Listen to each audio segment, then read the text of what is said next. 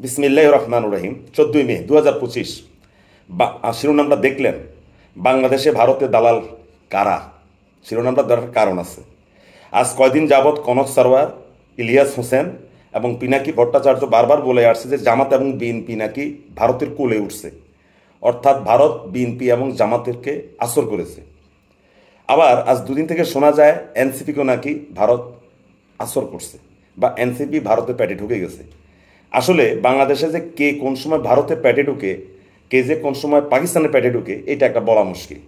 মতের অমিল হলেই আমরা বলি তাকে পাকিস্তানের রাজাকার বা পাকিস্তানের গুপ্তচর, আর না হয় ভারতের দালাল। শেখ হাসিনা ওয়াজেদের সময় কথায় কথায় তিনি মুক্তিযুদ্ধকে ব্যবসা হিসাবে নিয়েছিলেন। ওনার মতের বিরুদ্ধে কেউ কোনো কথা বললেই বলতেন যে এরা পাকিস্তানের চর, পাকিস্তানের রাজাকার, পাকি আত্মা, পাকি জারস, নানান অশ্লীল কথাগুলো বলতেন শেখ হাসিনা। এবং সেই সাথে তার সভাসদ এবং ওনাকে কেন্দ্র করে যে সকল বুদ্ধিজীবীরা ছিল তারাও একই ধরনের কথা বলতেন। আবার উল্টো দিকে এখন যারা আছে, এখন তো শেখ হাসিনা নাই, এরা আবার কথায় বুঝে হোক আর না বুঝে হোক কথায় কথায় মানুষকে ভারতের দালাল বলতো, একটু মতের অমিল হলে বলতো ভারতের দালাল। এখন বাস্তবে ভারতের দালালটা কে? আপনারা গতকালকে দেখেছেন ভারতের পররাষ্ট্র যে দপ্তরে যে নিয়মিত সাপ্তাহিক ব্রিফিং হয়, জয়সওয়াল সম্ভবত তার নাম, ভদ্রলোক, তাকে প্রশ্ন করলো যে বাংলাদেশে আওয়ামী লীগকে নিষিদ্ধ বা অস্থায়ী সময়ের জন্য নিষিদ্ধ করা হয়েছে। তিনি একটা উদ্বেগ প্রকাশ করেছেন। দেখেন মজাটা, উদ্বেগ প্রকাশ করেছেন কে? ভারতের পররাষ্ট্র দপ্তর। ভারতের পররাষ্ট্র দপ্তর মানে ভারত সরকার। তাহলে এই যে ইলিয়াস হোসেন বা পিনাকিরা বলছে যে বিএনপি এবং জামাত ভারতের পেটে ঢুকে গেছে, তাইলে এরা ঢুকে লাভটা হইল কি? এদের অবস্থা যেটা আমি বুঝলাম, আমি তাকে দল করি, আমি জানি না বিএনপি জামাত ভারতের পেটে ঢুকছে কিনা। যদি ঢুকে থাকে তাহলে এদের ভবিষ্যৎটা কি? রাষ্ট্রবিজ্ঞানের ছাত্র হিসাবে, আইনজীবী হিসাবে, এই দেশের একজন মানুষ হিসাবে আমি যেটা বলি, শিয়াদের মধ্যে একটা মুতা বিবাহ প্রচলিত আছে। মুতা বিবাহ মানে একজন মানুষ কোথাও সফরে গেছে, একটা 1 মাস, 1.5 মাস, 2 মাস, 6 মাসের জন্য। তখন সফরে সে তো একটা পুরুষ, তার একটা জৈবিক চাহিদা আছে। তখন সে কন্ট্রাক্ট একটা ম্যারেজ করতেন, সরাসরিয়ত মোতাবেক কাবিন দিয়ে বিয়ে করতেন। আবার যখন তিনি তার নিজের দেশে চলে যেতেন, তখন ওই মহিলাকে সম্মানের সাথে আবার ডিভোর্স দিয়ে তার খোঁজ তার পাবিন যা আছে এটা দিয়ে সে চলে আসতেন। এই যে একটা অস্থায়ী সময়, একটা ভ্রমণের সময়, এই সময়টাতে যে বিয়েটা করতেন এটাকে বলে মুতা বিবাহ। আমাদের সুন্নিতে এখন নিষেধ, যারা শিয়া ধর্মাবলম্বী তাদের মধ্যে এটা আছে। যদি সত্যিকারভাবে বিএনপি এবং জামাত ভারতের পেটে পরিপূর্ণভাবে ঢুকে দিয়ে থাকে, আমাকে কিন্তু গালি দেবেন না, আমি কিন্তু এখানে নিরপেক্ষভাবে আমি কোনো কথা বলতে পারবো না। তবে নিরপেক্ষতার আড়ালেও না, আমি যতটুকু বুঝি সেটা হলো যে বিএনপি জামাত যদি সত্যিকারভাবে ভারতের পেটে ঢুকিয়ে থাকে বা ভারতের কোলে গিয়ে উঠে, তাহলে এই ভারতের সাথে বিএনপি এবং জামাতের যে বিবাহ যদি ধরি, এটা হবে মুতা বিবাহ।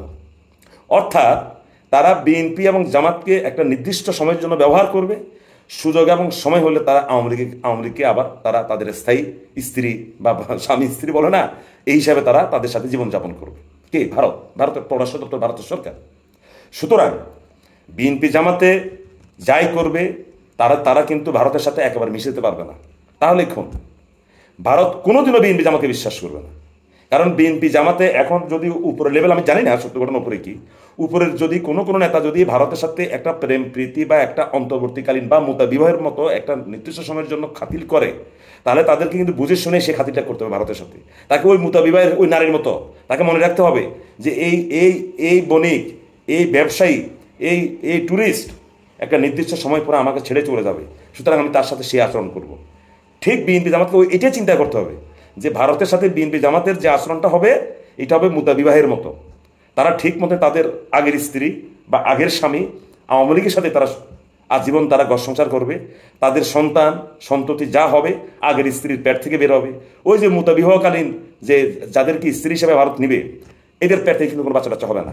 কারণ মুতা বিবাহে কিন্তু বাচ্চা টাচ্চা নেওয়া খুব কম, যদিও নেয় সেটা কম, তবে যতটুকু জানি যে মুতা বিবাহে বাচ্চা টাচ্চা হয় কম, যেমনি করে বৈধ স্ত্রী বা ফার্স্ট ওয়াইফের ক্ষেত্রে যেটা হয়। তো কথা এটাই বলছিলাম, বিএনপি জামাতকে ভারতের দালাল বলে না যাই বলেন, বিএনপি জামাতের শীর্ষ নেতারাই জানে তারা কি ভারতের কোলে উঠেছে কি উঠেনি। মনে রাখতে হবে বিএনপি জামাতের মাধ্যমে আওয়ামী লীগকে পুনর্বাসন করার শেষ চেষ্টাই ভারত করবে, এবং সেই মর্মেই তারা গতকালকে ব্রিফিং দিয়েছে। আওয়ামী লীগের সময় বিএনপি থেকে বারবার বলা হয়েছে ভারতের সরকারকে যে আপনারা কোনো নির্দিষ্ট একটা দলের সাথে সম্পর্ক করবেন না, আপনারা বাংলাদেশের জনগণের সাথে সম্পর্ক করেন, কিন্তু ভারতের কংগ্রেস সরকার বলি আর বিজেপি সরকার বলি, বোথ পার্টিস তারা বিএনপির কথায় কান দেয় নাই। তারা মনে প্রাণে একাগ্র চিত্তে ধ্যানে স্বপ্নে শয়নে তারা আওয়ামী লীগকে তারা সমর্থন গিয়েছে, এবং আওয়ামী লীগের যত অনৈতিক কাজ আছে প্রত্যেকটা কাজকে তারা সমর্থন দিয়ে গেছে। সবাই ভালো থাকবেন, ধন্যবাদ।